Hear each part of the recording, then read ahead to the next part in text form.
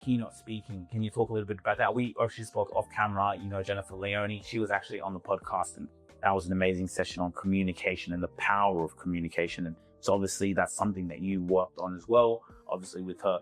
Can you talk about how does one, because a lot of our CEOs are looking to become keynote speakers, again, kind of working on the business side now, which I like what you were saying there.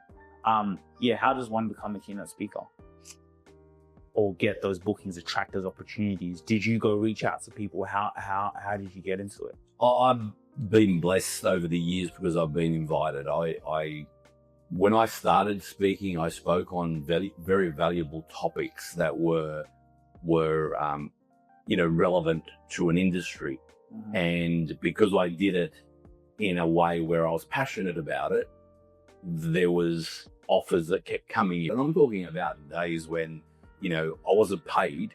I just would love going and doing it because it would help an industry. I did it for the industry.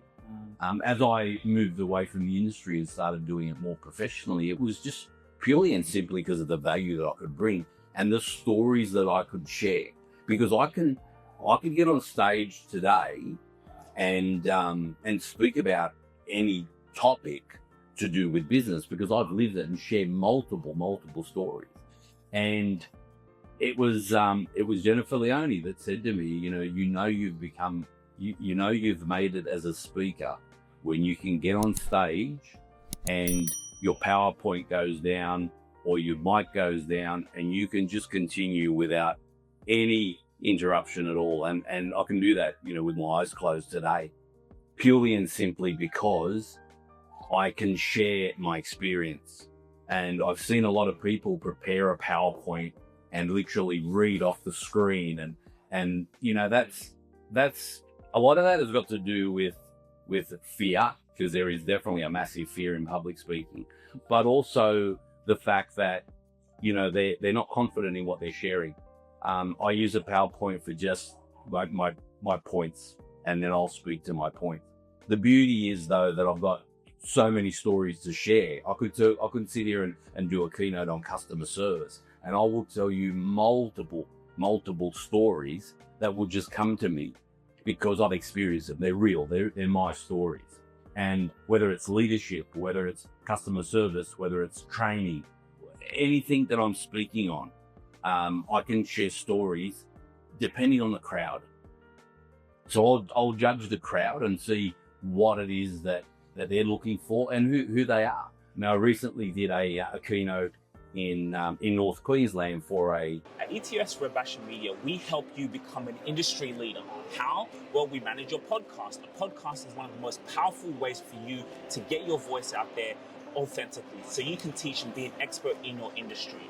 And so once you have a podcast, once you're able to document like we're doing here and be able to put that into the marketplace, it positions you as a leader.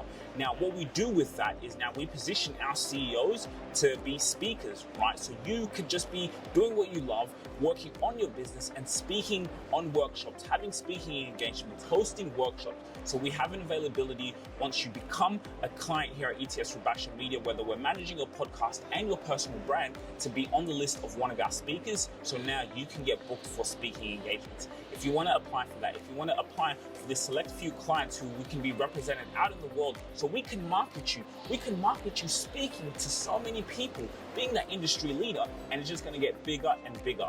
It's the only way you're going to be an authority. People want to see you in front of other people. In their mind, they see you as someone who is important, someone who is valuable. When you become highly valuable, you become highly remembered, and you become highly paid.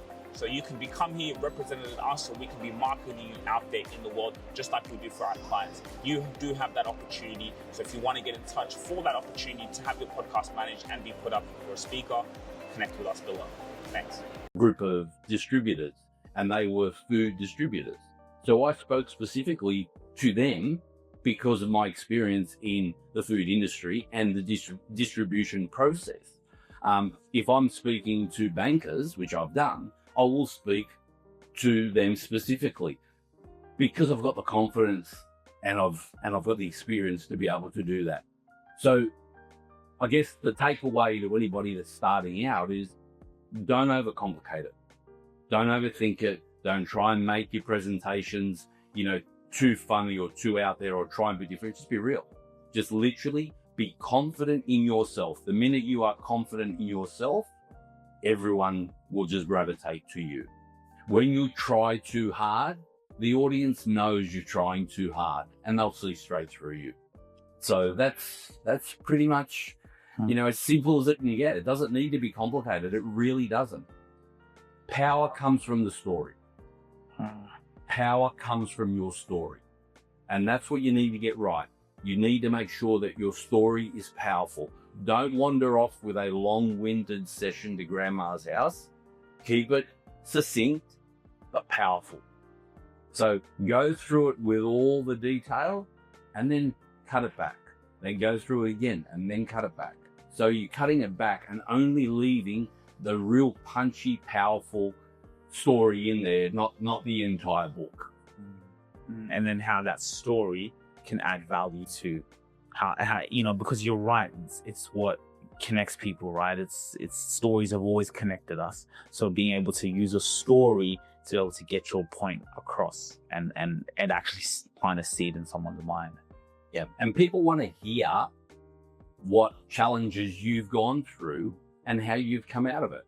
You can't get up on stage and just say, I'm great, I'm fantastic, I did this, I did that, I did all the rest of it. Because yes, it may be true, but then people get lost in that. What they want to hear is, I've done these things, but boy, I went through some challenges to get there. I did this, I did that. I mean, I've come close to bankruptcy 3 times in my life. I've never been bankrupt, but I've come close. So let me tell you, I've seen a lot of people go bankrupt for far less than what I was going through, because it was easy to just throw their hands up in the air. But for me, it wasn't easy, because I knew that if I'd have gone bankrupt at one particular stage, I would have affected 400 suppliers. And to me, that's 400 families that I was going to affect. So no, I wasn't going to go bankrupt. So they're the stories that are valuable, because somebody in the audience is going through similar. I love it, Ralph. Thank you so much for coming in and sharing your expertise. If you really enjoyed this video, make sure to click here, and I'm sure you're going to love that one.